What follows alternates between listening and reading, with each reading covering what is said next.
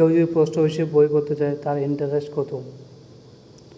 Sukanya, RD, টিডি এর interest কত পাবে? সুকন্যা যেমন আছে 1500 টাকার বই যদি হয় তাহলে 18 বছর পর পাবেন আপনারা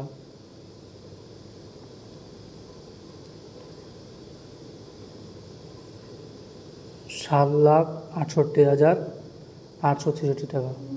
ইন্টারেস্ট পাবেন 63,000 টাকা।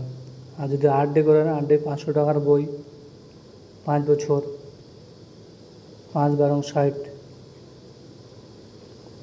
6,060 টাকা ইন্টারেস্ট। আর টিডি যেতে চান, টিডি মনে করো তোমার 20,000 বই,